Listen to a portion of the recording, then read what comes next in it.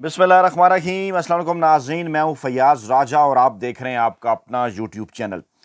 लें जनाब, किस्सा हुआ तमाम और इस बड़ी मुलाकात की दोनों जानिब से तस्दीक कर दी गई, जो कि मजदूर सहाफ़ी गुज़श्ता तकरीबन एक हफ्ते से आपके सामने रख रहा था और चंद दिन पहले इस हवाले से दीगर ज़राए से भी खबरें आना शुरू हुई। आर्मी चीफ साहब पाकिस्तान तहरीक इंसाफ से बराह रास्त मुज़ाकरात कर रहे हैं। बैरिस्टर गौहर साहब ने तस्दीक की, इमरान खान ने तस्दीक की, उसके बाद फिर सिक्योरिटी ज़राए यानी पाकिस्तानी इस्टेब्लिशमेंट GHQ की जानिब से इस बात की तस्दीक हुई और फिर जो खुद साख्ता तर्जुमान हैं उनकी जानिब से भी इस बात की तस्दीक हो गई और ये बात भी वाज़ेह होगी कि मुज़ाकराती कमेटी जो कुछ इस वक्त कर रही है पसे पर्दा मुज़ाकरात को वो वैलिडेट कर देगी। पाकिस्तान तहरीक इंसाफ के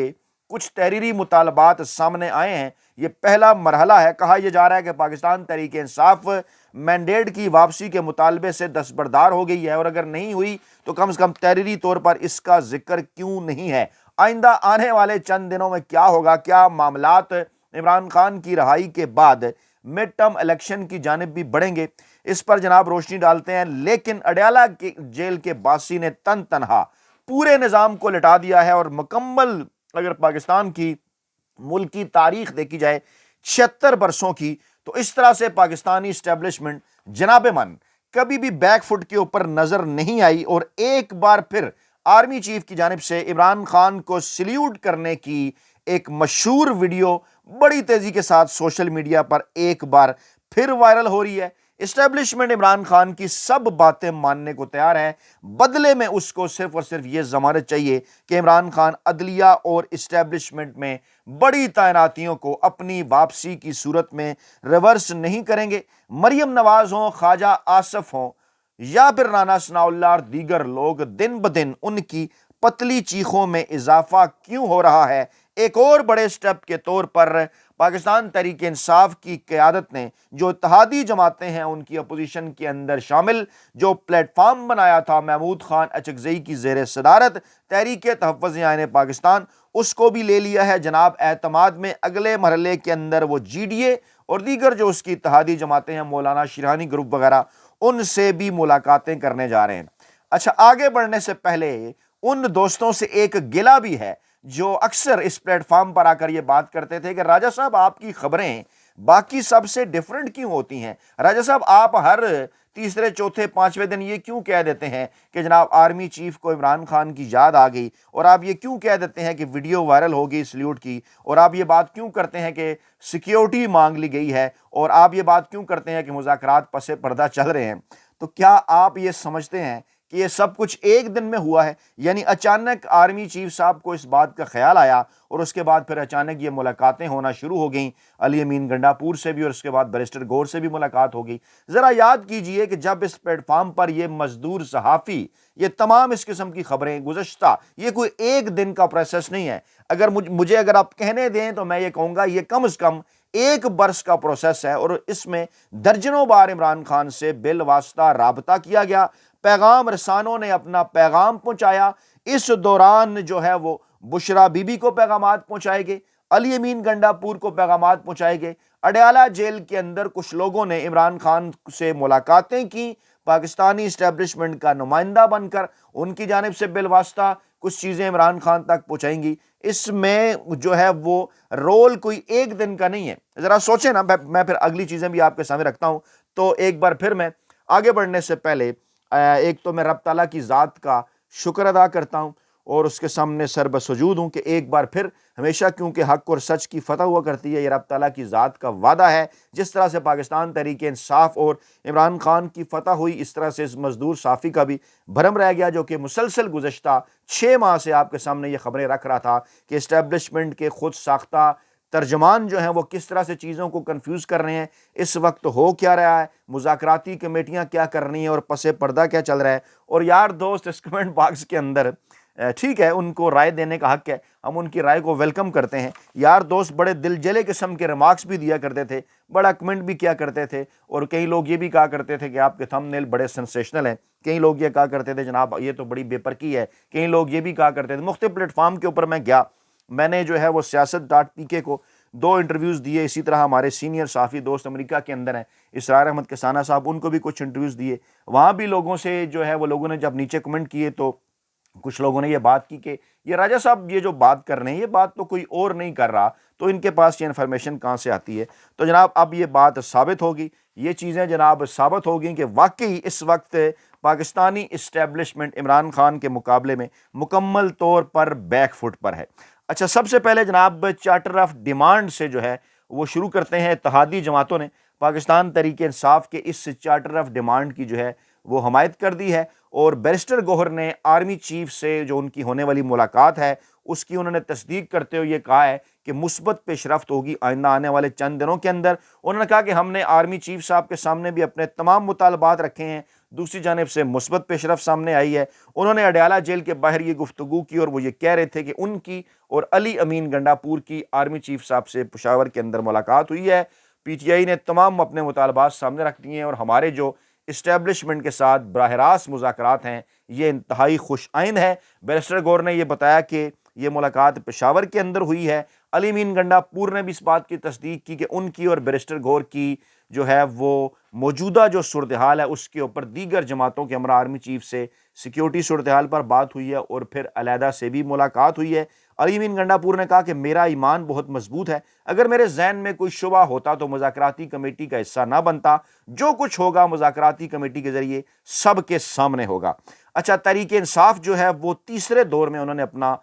کہا یہ جا رہا ہے کہ یہ 7 نکاتی چارٹر آف ڈیمانڈ ہے، جس کے اندر 2 کمیشن آف انکوائری جو ہیں ان کے بنانے کا مطالبہ کیا گیا ہے۔ چارٹر آف ڈیمانڈ میں یہ کہا گیا ہے کہ چیف جسٹس کی سربراہی میں یا 3 سینئر ترین ججز پر مشتمل کمیشن بنایا جائے، جس کے لیے ججز کا انتخاب حکومت اور پاکستان تحریک انصاف مل کر کریں۔ حکومت سے اس بات کا مطالبہ بھی کیا گیا کہ کمیشن کا اعلان 7 دن میں کیا جائے، کمیشن کی کارروائی کو اوپن رکھا جائے۔ چارٹر آف ڈیمانڈ میں یہ بھی کہا گیا کہ پہلا کمیشن 9 مئی کے واقعات کی تحقیقات کرے گا، جبکہ بانی کی رینجرز کے ہاتھوں گرفتاری کی بھی تحقیقات کی جائیں۔ گرفتاری کے بعد ملک بھر میں پیش آنے والے واقعات کی ویڈیوز کا جائزہ لیا جائے۔ تحریک انصاف نے یہ مطالبہ بھی کیا کہ تمام گرفتاریوں کی قانونی حیثیت اور انسانی حقوق کے حوالے سے جائزہ لیا جائے، اور ایک ہی فرد کے خلاف جو متعدد ایف آئی آرز کا اندراج کیا گیا ہے اس کا بھی جائزہ لیا جائے۔ چارٹر آف ڈیمانڈ میں یہ بھی کہا گیا کہ سینسرشپ،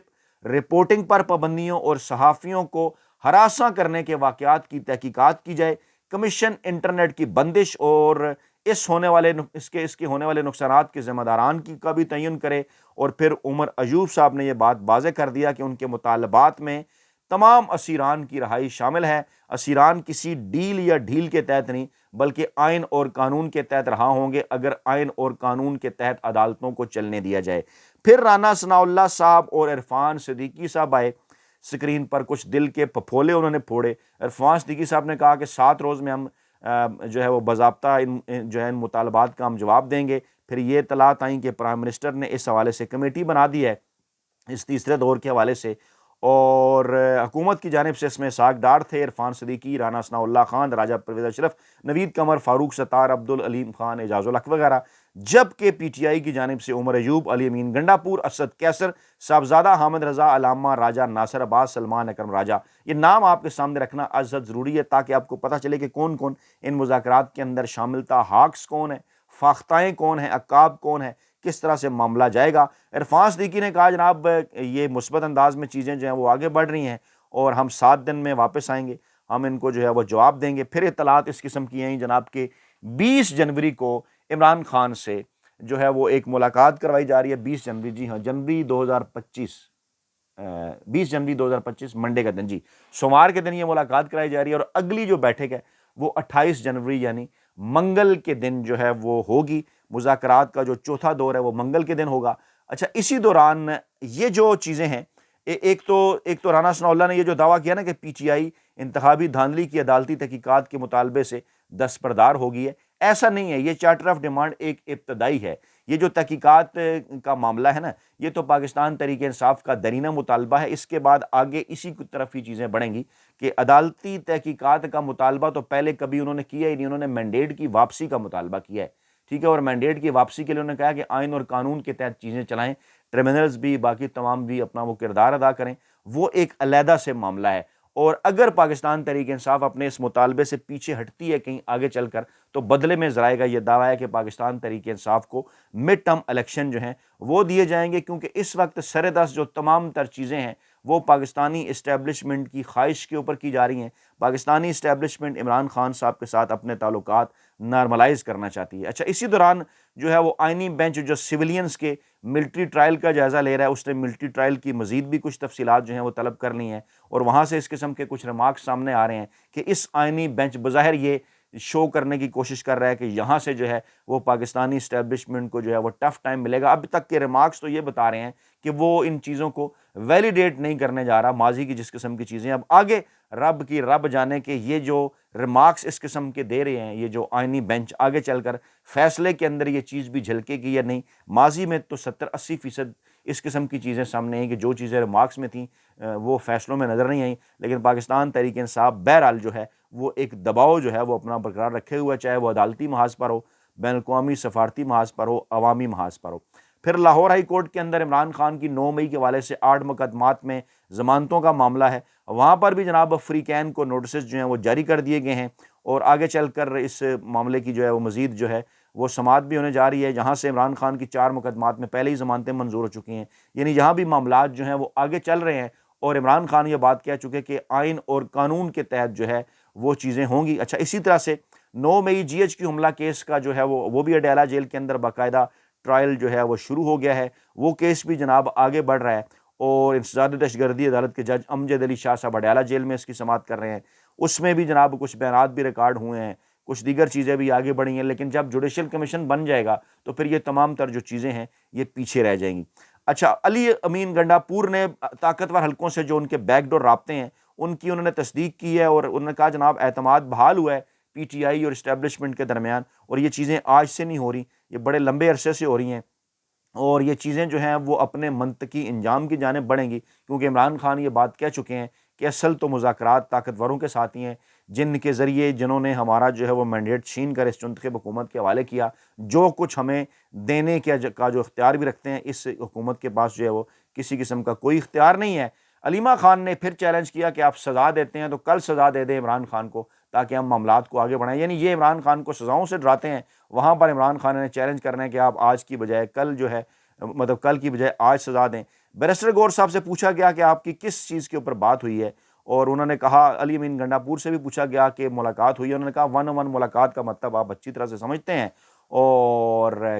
کس چیز کے اوپر بات ہوئی ہے یہ بات بھی آپ کو اچھی طرح سے اندازہ ہے۔ دوسری جانب سیکیورٹی ذرائع کے ذریعے ایک جو ہے وہ خبر جو ہے وہ چلوائی گئی، اور اپنے کچھ مخصوص صحافیوں کو کہہ کے، اور خبر کے اندر یہ دعویٰ کیا گیا، اس سے اس بات کی تو تصدیق ہوگی کہ ملاقات ہوئی ہے، دعویٰ کیا گیا کہ نہیں جناب سیکیورٹی معاملات کے اوپر بات ہوئی ہے، دہشت گردی کے حوالے سے چیزوں کے اوپر بات ہوئی ہے، سیاسی معاملات کے اوپر بات چیت نہیں ہوئی۔ اچھا، اب یہ بات سیکیورٹی ذرائع سے چلانے کا مقصد کیا تھا کہ جناب ایک بار پھر پاکستانی اسٹیبلشمنٹ یہ تاثر دینا چاہتی ہے کہ جناب وہ سیاسی معاملات کے اوپر کسی سے بات چیت نہیں کر رہے، حالانکہ ایسا ہرگز نہیں ہے، معاملات جو ہیں وہ تقریباً طے ہو چکے ہیں، اور عمران خان صاحب سے ضمانتیں جو ہیں وہ حاصل کی جا رہی ہیں۔ سینیٹر کامران مرتضیٰ صاحب نے بھی دعویٰ کر دیا ہے، انہوں نے کہا جناب مذاکرات کا فائنل راؤنڈ ہے، جوڈیشل کمیشن بھی بن جائے گا، اور کچھ الیکشن کے حوالے سے پی ٹی آئی مطالبات سے پیچھے ہٹے گی، کچھ چیزوں سے حکومت پیچھے ہٹے گی۔ انہوں نے کہا کہ 2026 کے اندر جو ہے وہ الیکشن وہ دیکھ رہے ہیں، اور عمران خان کی جو رہائی ہے وہ 2-3 ماہ، جب ان سے پوچھا گیا 2-3 ماہ، انہوں نے کہا نہیں اس سے پہلے بھی ہو سکتی ہے۔